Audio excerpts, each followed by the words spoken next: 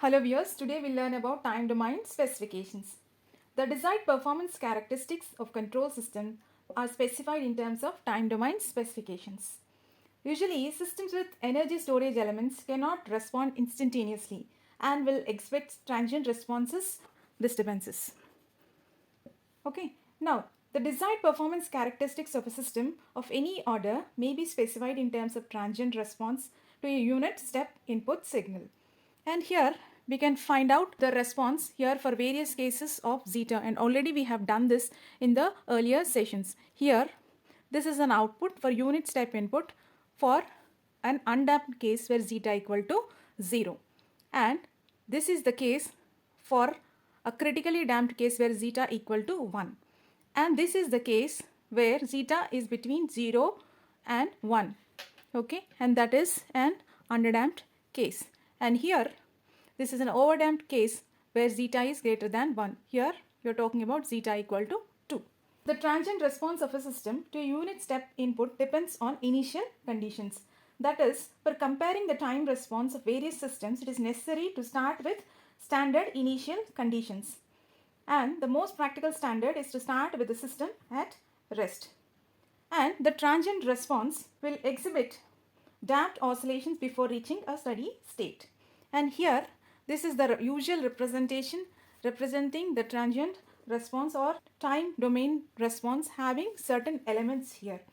And the transient response characteristics of a control system to a unit step input is specified in following parameters that you call it as time domain specifications. Now we'll see what are those time domain specifications. The very first one is delay time, that is represented by T suffix D, delay time. It is the time taken for the response to reach 50% of the final value. This is the final value. To reach the 50% of the final value for the very first time, then you call it as delay time. You can see this from this representation here, that is given by TD. Second one is rise time, T suffix R, rise time.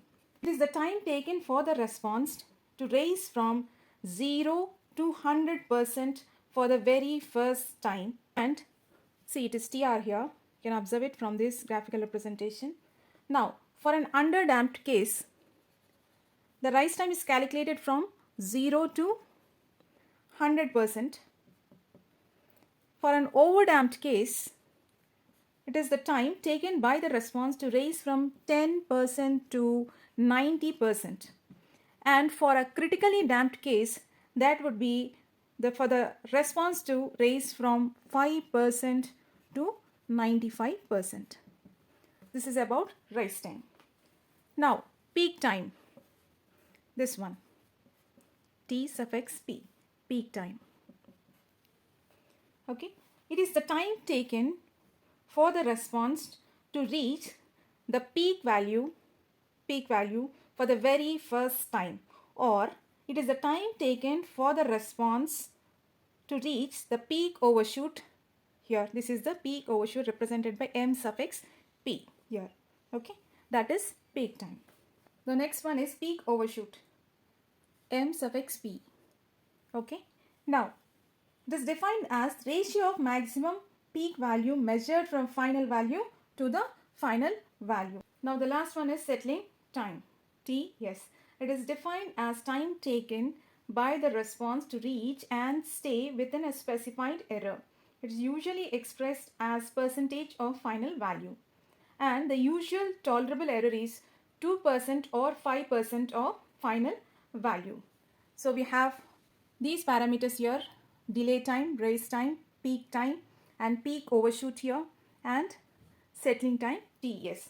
If you find this video useful, please like, share and subscribe. Thank you.